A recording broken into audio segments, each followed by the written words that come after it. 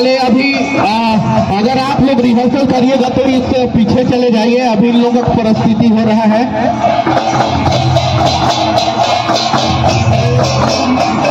अमल भीठी का प्रस्तुति चालू है और बाकी नृत्यक दल की टीम से आग्रह है कि थोड़ा सा पीछे हो जाएं ताकि हमारे जनप्रतिनिधि और हमारे निर्णायक दल के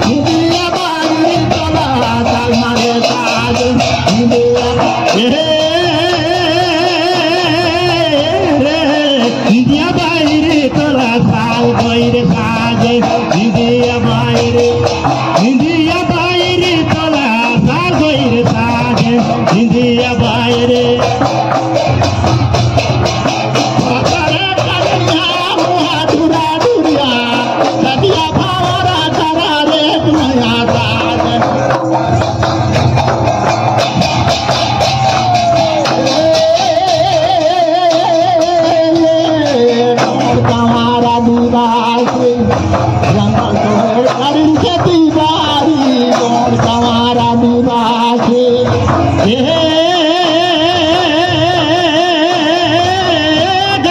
गोड़ कवारा दिवासे जंगल तोड़ करी खेती बारी गोड़ कवारा दिवासे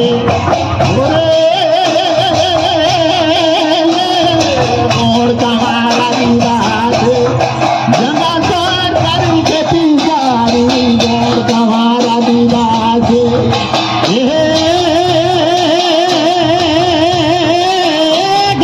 गोड़ कवारा दिवासे जंगल तोड़ करी खेती बारी गोड़ कवार गया दिवासे मुरवाला मुड़ा बांधे दरियाला खेत छोड़े गोड़ कवारा दिवासे मुड़िया करी बारी गोड़ कवारा दिवासे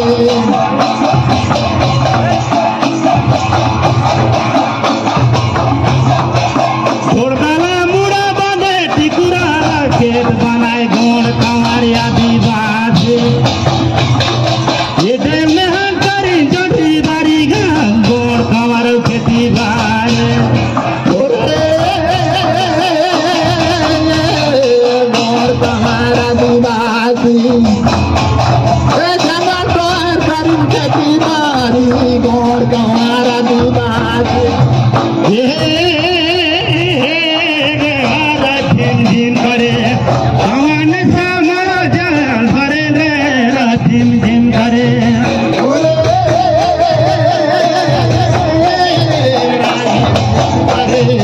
सामरो जल भरे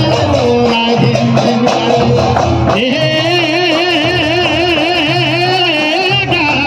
झिम झिम करे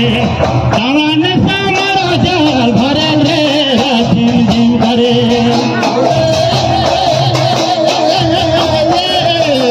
झिम झिम करे पवन सामरो पानी भरे झिम झिम करे वन लागे गगरी का वन लागे गुदारी गा झिम झिम करे पवन सामरो जल भरे रे झिम झिम करे लागे गुदारी का वन लागे गुदारी गा झिम झिम करे पवन सामरो पानी भरे झिम झिम करे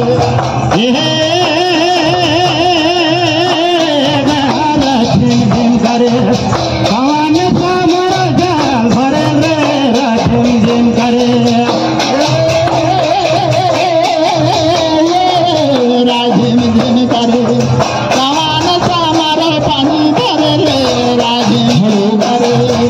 माटी के गगरी धीरज लागे गुजारी गा झिम झिम करे भला तो सामरो भरे समाप्त है। बहुत धन्यवाद आप लोगों को, बहुत ही सुंदर प्रस्तुति, धन्यवाद।